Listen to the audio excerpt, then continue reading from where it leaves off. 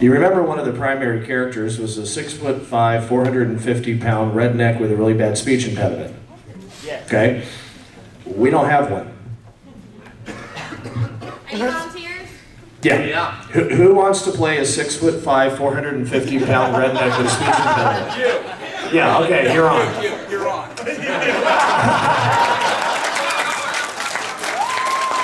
Sometimes you have to go cross-casting. Your stunt double. Is him. That's your stunt double. Okay? So basically you look like him, but you're Southern and you stutter.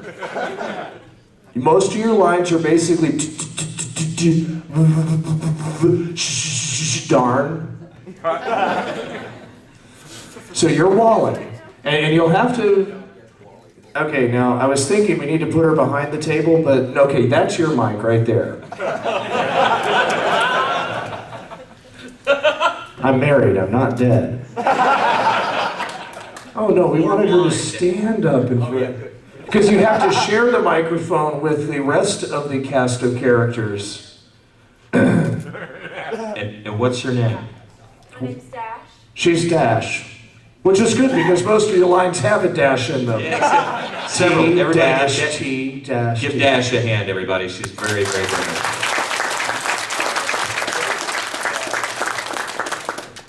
Oh, my Goldman's over there, so let's say you can sit on my lap.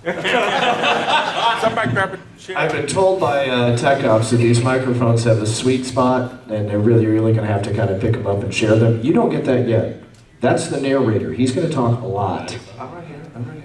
Oh, you're right there. You're going to share with Jess? Yeah, of course. Okay. We're good. We're good. Don't do that. Wow.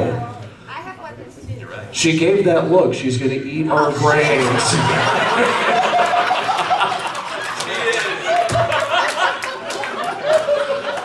She is going to eat my brain for sure for even suggesting When this. snow fairies attack. And you'll smile the whole time.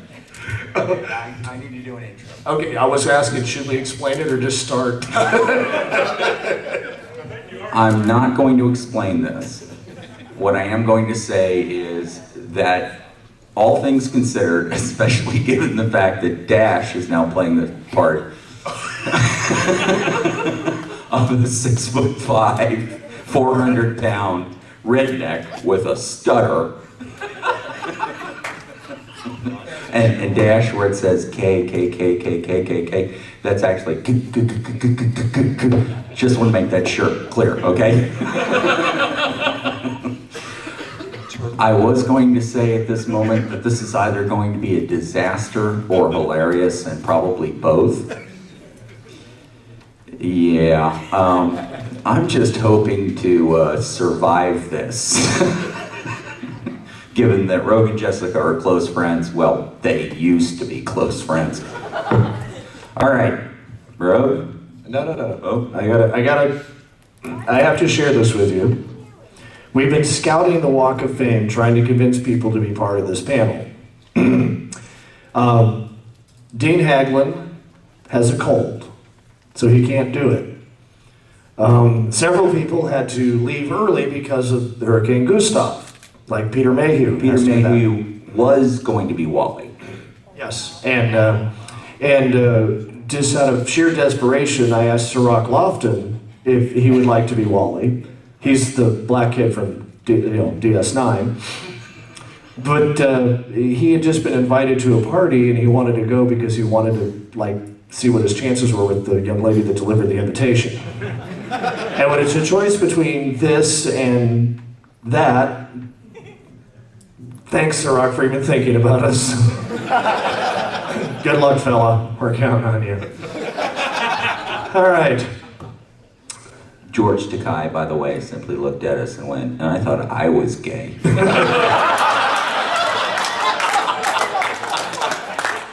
Jerry Doyle would rather drink. We talked to him in the bar. And Edward James almost just said, $60, please. Oh, the other one. Sorry. One too thing I soon for don't John. need is alcohol. Yeah. After. Oh, really? All right. Mr. Narrator? We open with our intrepid filmmakers sitting across from each other at a table in the corner of a crowded Hooters restaurant in Chattanooga, Tennessee. We need to do this. Him would be a great movie. I thought you said Ghost. That too. Look, we can do this. It's made for really crappy. TV wouldn't even show this shit. Straight to DVD movie. It's got all the elements. Totally gratuitous TNA. Violence, sex, sexual violence, corny lines. It's made for it, I tell you. Look, even the worst production company is going to turn their nose up. We'll form our own. Oh, and where do we get the people to do it? I don't know how to make a movie.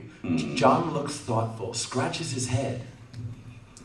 I know. We'll kidnap some kids from S.E.A.L and tell them it's a Michael Moore documentary on evil PMCs. That would probably work. Bro, there's a pause there that, since you're narrating every freaking thing else, go ahead. Pause. Thank you.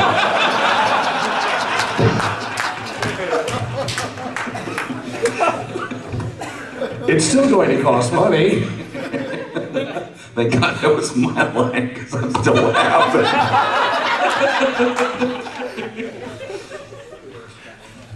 Pause.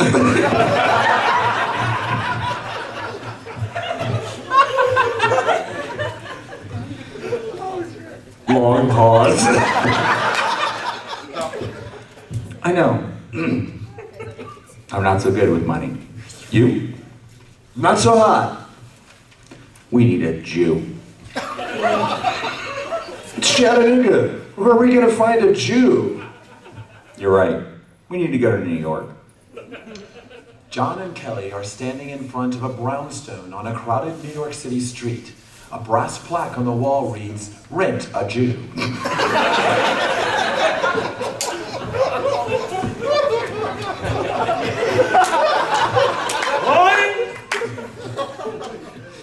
I never figured it'd be this easy. John and Kelly sit in front of a desk facing a Jewish elder. Shit, we forgot to cast Jewish elder. We need a Jewish elder. Okay. Yeah, okay, we've No. No, sit down. Sit down. Sit down. She knows how to do it. Val, you're the Jewish elder. Yeah, come on, people. Okay, so you're up on the mic. Yay! Okay, sorry about that, Mr. Narrator. John and Kelly sit in front of a desk facing a Jewish elder, complete with stole and yarmulke. A Torah sits behind him. She knows how to pronounce it. Oh, hang on a second. Hey, Val, let's switch with Ryan. Yeah, Ryan. She doesn't know how to say Ashkenazi. Get up there, Ryan. Or Sifra. Ow. Stop. He has a long skirt and knee highs on. He'd be a great Jewish elder. He's like, oh, I'm staff. So his boss says, oh, no, dude, you got to get over Okay, there. substitute casting. You're the understudy. Hello. Oh, come on, we need him, man. Send him back over here. You're the boss. Send him over. Just wing it, Val. Just wing it. Go ahead. Okay. Sound it out.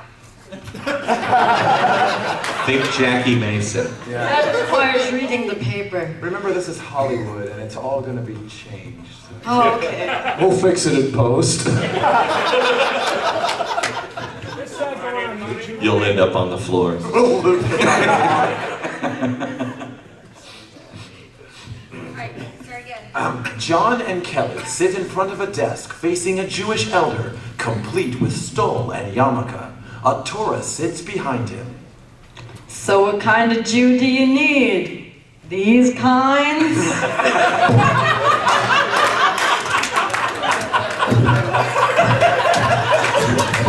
It doesn't say that in the script. It's a simple line. Ashkenazi, Sephardic, or Sabra. Yeah, you have glasses on? I'm supposed to be wearing those. Come here. But Ryan, you have your glasses on. Get over here. Come on, man. this part's just clearly for you. Okay, guy down front. Come here. Come here, you dude. Come here.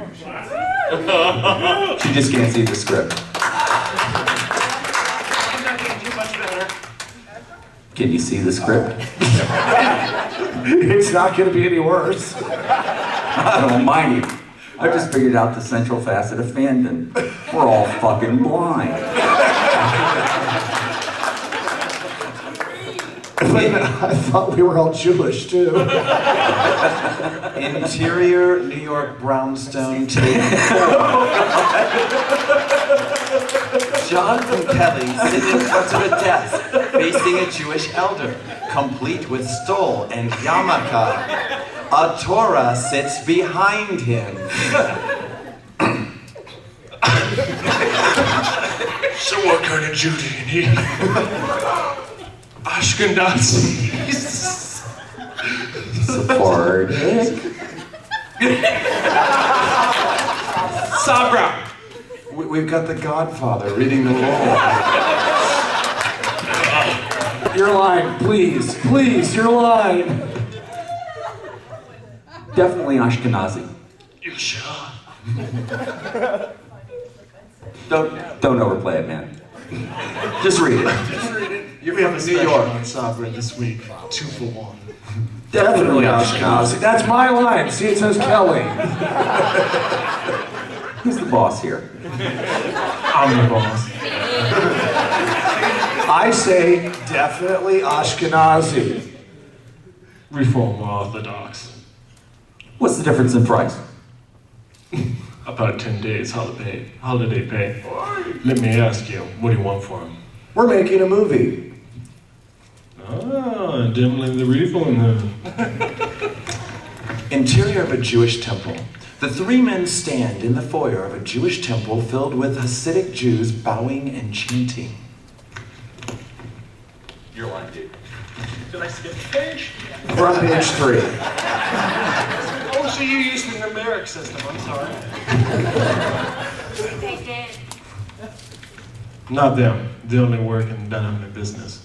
John points to some blacks in the corner. Brooks' line. Oh, yeah, sorry. John points to some blacks in the corner. That one's your line. What about him? We need a new Jewish. No, it's your line. What are they? Ethiopian, don't ask. He turns towards a group of people standing around eating ham sandwiches. Ah, reform. Did you hear about my son Isaac? He got accepted to Harvard. I am so sorry. Isn't he 6? My Abraham, he got accepted when he was 4.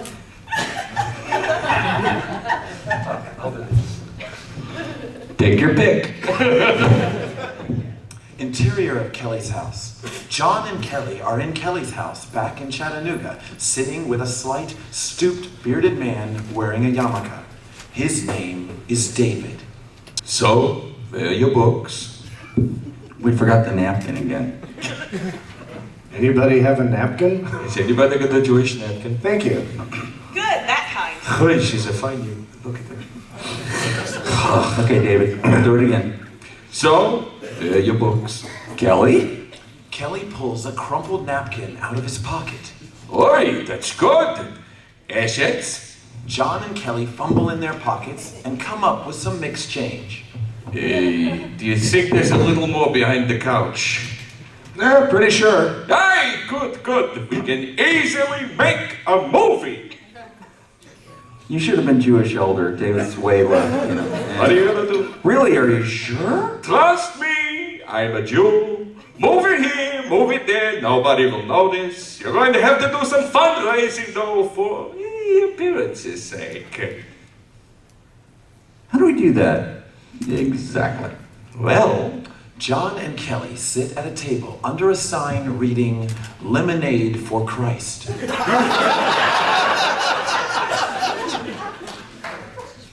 I don't think this is working. No, not so much. Exterior of a golf course. John and Kelly stand on a golf course with several obviously wealthy golfers. One of you has to be a wealthy golfer. No.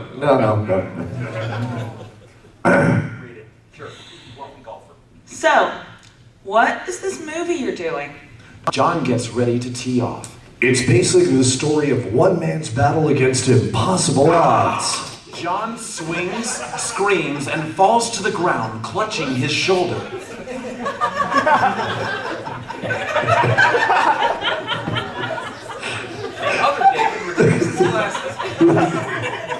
Here's your line. I forgot about my A.C.E.L. John and Kelly sit in sumptuous leather chairs, facing an obviously wealthy dude behind a massive mahogany desk. So what is this movie you're doing? It's basically the story of one man's battle against impossible odds. Exterior of an office building, day.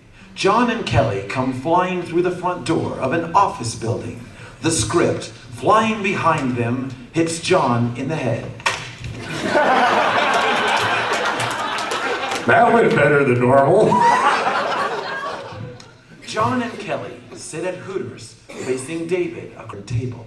We got that part right. Okay. I'm sorry, I'm just waiting for his David and laughing already. It's like Mel Brooks. I know. So hurry the fuck up. Yeah. Okay, we've acted like we're fundraising. What now? Well, I've set up a production company. It's an offshore company based in the Cayman Islands with a shell corporation, not the Delaware S Corporation, that is based in Maine, and yada yada yada. And I'm going to keep going with this line. John and Kelly fall over the table, sound asleep. John starts snoring loudly, which wakes Kelly up, who shakes John. David continues without noticing. And so you're ready to start. As soon as you have production people, and cast, and equipment, and sets, and costumes, and props. Right. But the first thing we need is a star. Christopher Judge, Michael Dorn. Interior of a film set. Christopher Judge, Michael Dorn, and Will Wheaton sit in the director's chairs. You're Christopher Judge. You're Michael Dorn. If we were not on this overly lawyered planet, I would rip the lungs from your still living bodies and hold them up before you as you choke to death. Michael Dorn. Someone get me a bad lap. Will Wheaton. Kelly. Clearly you've been spending too much time on shuttles with Riker. Various quick scenes of well-known actors screaming, cursing, and ranting. Pretty much like when we tried to cast this. John and Kelly sit at a table in a Hooters, looking dejected. It's your line. Will Wheaton won't even return my calls now. John snorts in his iced tea.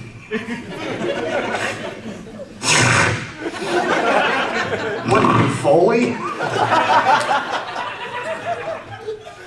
We've got nobody. Looks like you're gonna have to do it. No way, I've got enough problems with bondage stalkers as it is.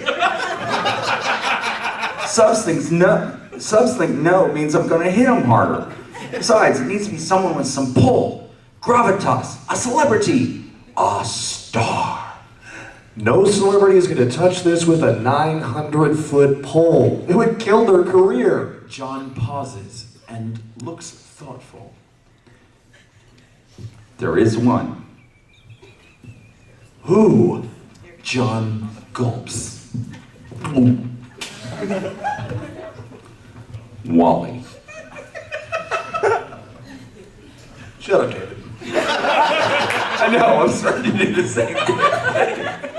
I should have peed before I came. Hurry it up, I'm old for Glenn. Can you repeat your line? Wally. You're joking. He's got gravitas. He's practically his own planet. And then there's the. Exactly. Interior of a Hooters restaurant, later.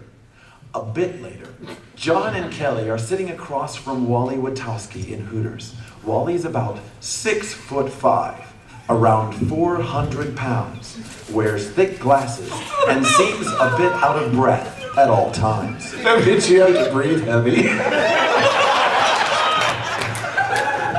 He also has a very pronounced stutter and a thick southern redneck accent.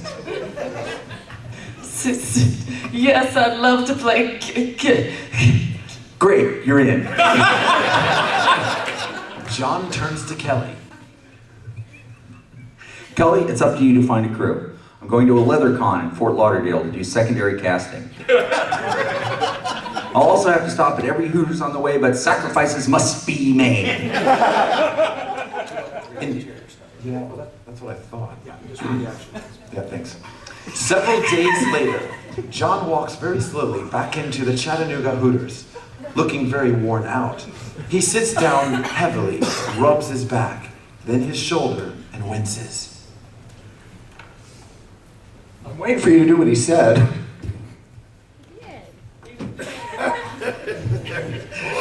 Did you get the extras in secondary cast?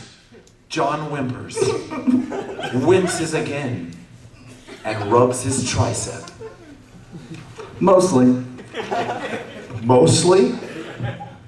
God, it was brutal. My arm muscles are killing me. It really takes it out of your shoulder. John mimes snapping a whip. Kelly rolls his eyes. You get a crew? It was a long and hard search, but I found some SCAD students that have video production experience. You went to Savannah? No, they were right here in Hooters. Scat students, you sure?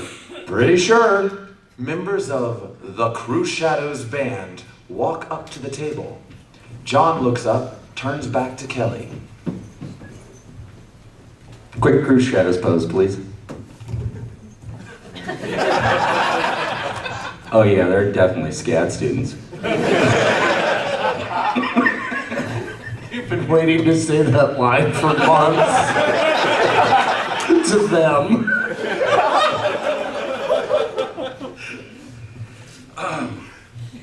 Yeah, they've got to be SCAD students. Who's the director? Kelly points at Cruxshadows' lead singer, Rogue.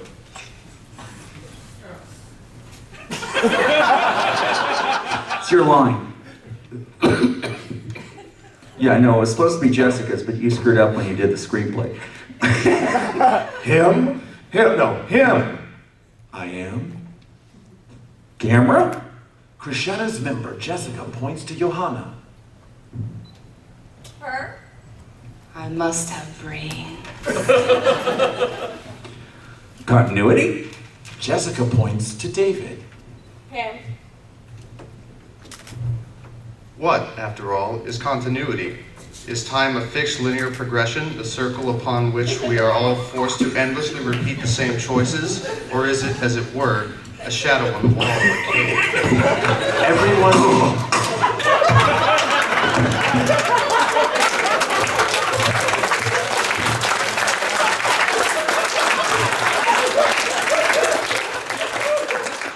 Everyone looks at David, then back at John.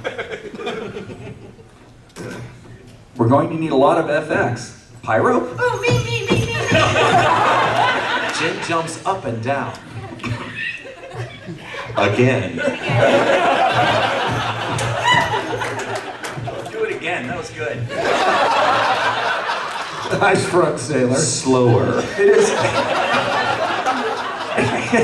It's hell doing this with my publisher behind me because every time I say something, she hits me. One more time, Jen, just for good measure. Come on. Me. Thank you. Just one little problem.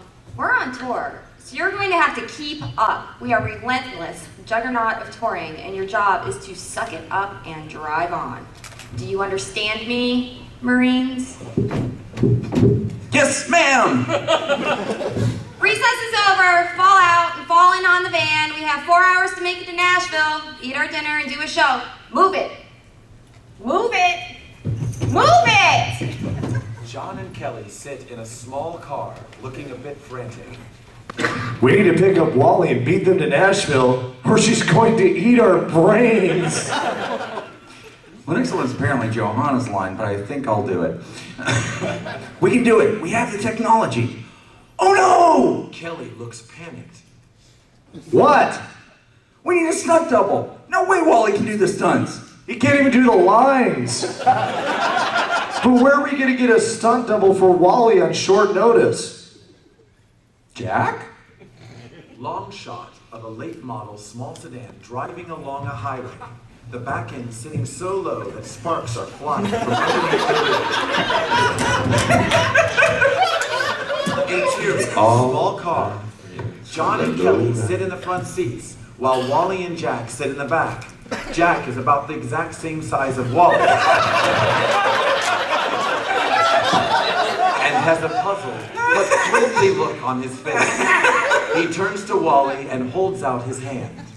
Jack Lemons, I think I'm your stunt double. Whoa. Wally Wachowski from the Video Idiots radio show? It's a real honor to meet you, sir. Thanks. He turns to Kelly, who's driving as John can't see over the dashboard of the car at the angle it is sitting. Where are we going? Nashville. We have to catch up with the crew, or she's going to eat our brains. Speaking of which, I'm hungry. He turns to Jack. You? I could eat. Kelly is leaning out the window of his car, facing a fast food drive-through order sign. So that's 4 jumbo, oversized, mega gargantuan burgers with chili and cheese, a ton of fries, 96 hot wings, And a Diet Coke. and a Diet Coke. Sounds good. What is everyone else having? The foursome are back on the road with bits of food flying forward. With bits of food flying forward from the back seat amidst sounds of animal eating. John looks in the back of the car, then looks at Kelly. Remind me to talk to David about the catering budget. Interior of a goth club. Random goths and punks holding AK-47 rifles and looking very confused are scattered around the dark interior of a gothic nightclub. We need a bad actor.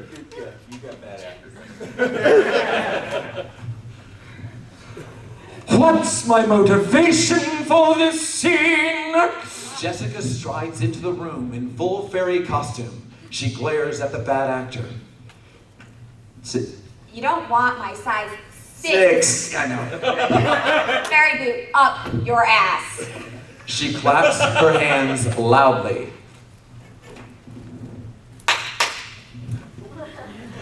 She looks. Places, people! Continuity! She looks at David, who appears to be making origami without the paper. Oh, forget it. Props! Camera! As she is shouting, Rogue wanders vaguely onto the set, looks around as if confused to be there, and lowers his goggles into place over his eyes. He waves his hands slowly. Action? I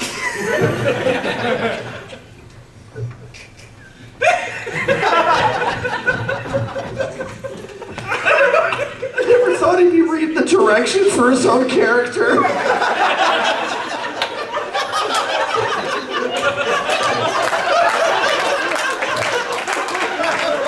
Just following the script. I can't see. It's a miracle!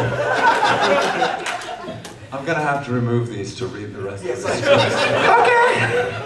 You're the director. Do what you want. Yeah. Where are we? Wally. Wally stands in front of the camera, holding an AK-47 rifle and speaking to a half-naked woman.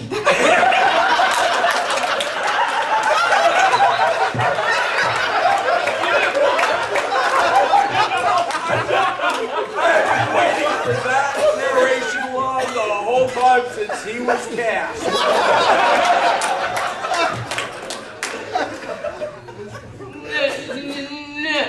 No one Everyone on the set, except for Rogue, Jessica, and Wally, have fallen asleep, including the half-naked actress. Jessica holds up her watch towards Rogue, who nods and vaguely waves his hand in the air again. Cut? Right, that's lunch. 30 minutes. Oh, hell yeah.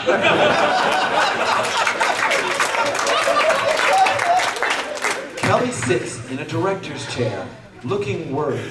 Oh, hell. We're already over budget on catering. As the actors and crew disperse towards the craft services table, Kelly calls over to David.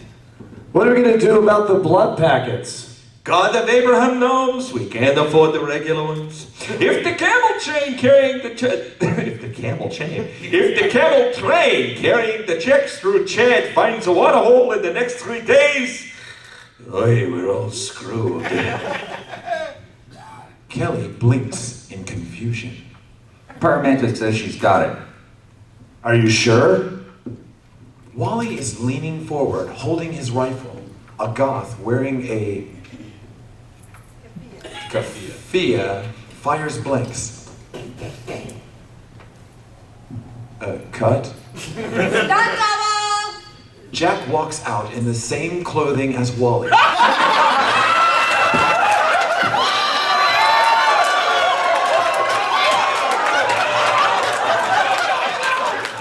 No, let him borrow yours.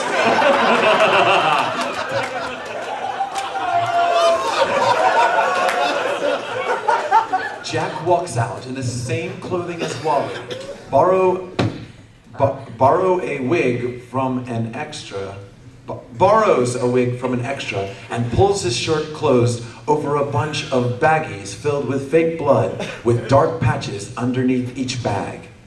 Places, everybody. No, over there, you idiot.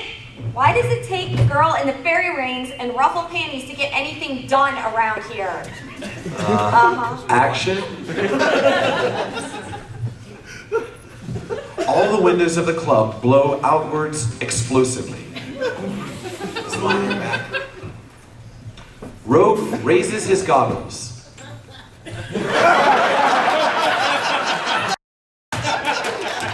His face covered with soot. Cut. That's a wrap. Break it down. We've got only 15 minutes till they open the doors. John walks over to Pyromantic. Her hair is standing on end, and she has a maniacal look in her face. In the background, Jack's feet are jutting around from a large pile of debris, and several people are trying to pull him out from under the rubble. Confused goths are wandering into the club. Jen, the idea was to have the blood explode outward from the stuntman, not have the stuntman explode backwards halfway across the club. And we're going to have to rebuild the entire stage. It did blow out. Just, faster than the camera could catch. You said you wanted FX. Jack and John and a small film crew are standing alongside the club on a side street. Jack is looking at an old van with a puzzled look on his face. So I'm supposed to run after the van and jump on the back. That's right, just run after the van and jump on the back. Jack looks at the van, looks at John, looks back at the van. Okay. The van starts pulling away. Jack runs after it. The van speeds up as Jack reaches for the ladder on the back door, which he just misses. Kelly is driving in the van, laughing maniacal as he watches the rearview mirror. He leans forward and floors the accelerator. Jack is bent over, breathing heavily. John looks at him thoughtfully. Okay, we'll just do it with the van stationary and green screen it.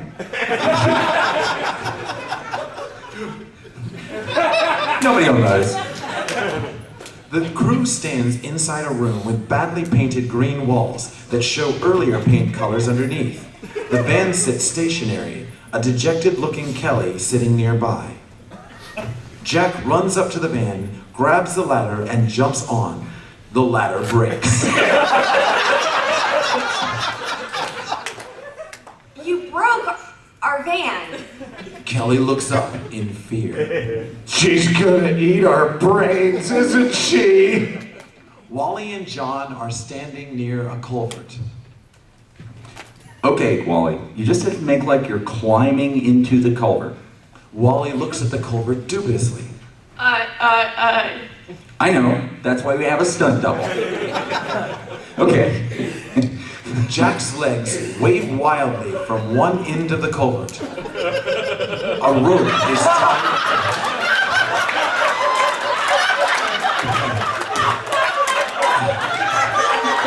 A rope is tied to one ankle, which various crew members stand around looking puzzled, some with jars of Vaseline in their hands.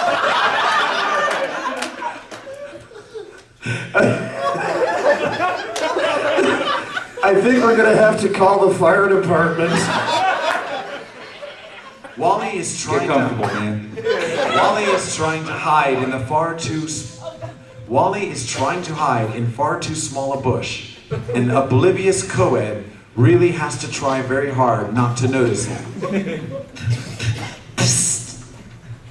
Cut. That's a wrap, people. Break it down. We've got to be to the club in 10 minutes. She turns on John and Kelly. You've got our address. The checks had better clear. Kelly looks at John. How many different fairy outfits does she have? You don't want to know, trust me. John, Kelly, and David are huddled over a laptop at Hooters. We got a problem. The checks are going to hit the bank before you can make your money. What? I thought you had that covered. You were supposed to get the freedom fighters to hit the llama train, you schmuck! John glares at Kelly. That was your action item, Kelly. I gave the Colombian kid a speaking part. He said he'd arrange it. Die, infidel pig, die is not a speaking part. That's another t-shirt for you.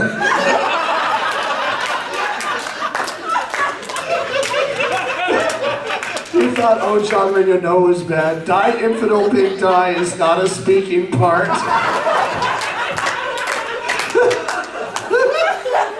You can sell them, Tony.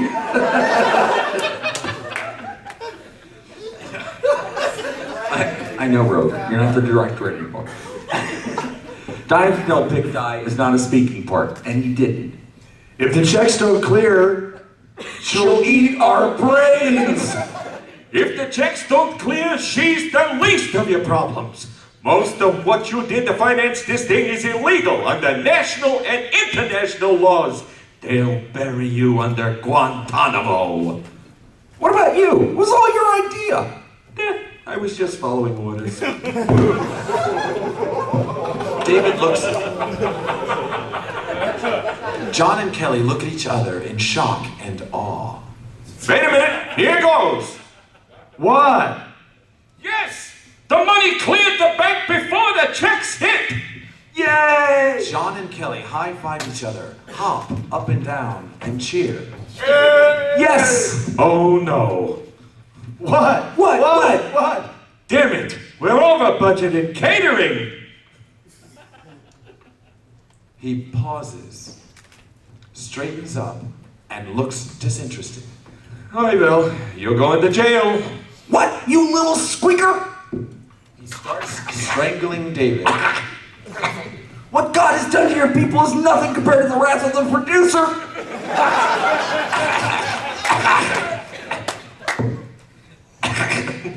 Wait! He points to a laptop screen. It says there is still money there. John stops actively strangling David, who looks up at where Kelly is pointing. No way! I accounted for everything! I'm a Jew! One of the checks didn't get cashed. John, his hand still around David's neck, leans over to the laptop to see for himself. Really? He's right! You made a $4.35 profit! We can do a big budget action film on that! John releases David, which lunges for the laptop. Kelly and John look at each other thoughtfully. Who wouldn't cash their checks? Jack's foot sticks out of the end of the culvert. No one else is around. Guys?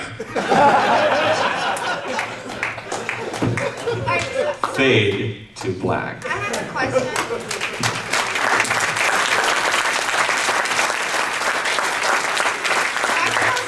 Zombie fairies next year? Is that what the whole she's gonna eat our brains is about? He came up with the that don't it?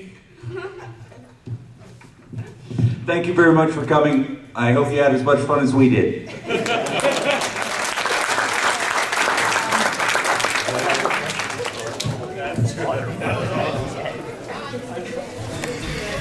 I think they want to do a question and answer. Oh, Jesus. First question. Where the fuck did you get What's the watermelon? That was brilliant. I asked for it. Well, not exactly. You guys bring it, expand the job. We still have sound. We still have sound. As you're going out, I would like to thank various people. First of all, I would very much like to thank Rogue and Jessica and the other members of Cruxshadows. As we were preparing for this, I pointed out that I had to really be sleep deprived to cast Cruxshadows in a comedy, but they did a great job, especially Rogue as narrator. You must all go to their booth and buy everything you can afford now. Yes, go to the Cruxshadows booth. It's right outside the door, and completely buy them out. Thank you very much. Thank you for that. I would also like to thank Jack Clemens for playing himself. Kelly Lockhart for playing himself. I'd like to introduce someone really quick. Some of you may know him. Winslow. He is. I ran into him the other night. We knew each other decades ago. I'll just put it that way. Years ago. Yes, and he has actually done professional acting and agreed to sit in on playing David the Jew. Not to be confused with David from Cruxshadows. Most especially, I would like to thank the person who cuts my checks. Tony Weiskopf, the publisher of Bain Books, the publisher, the person who runs it, and she would appreciate it if everyone would keep that in mind and buy Bain Books. My co-author, Julie Cochran, another Jewish matron, and what was your name again? Dash. And I'd like to thank Dash for playing A 6'5", 400-pound redneck with a speech impediment. Thank you all for coming.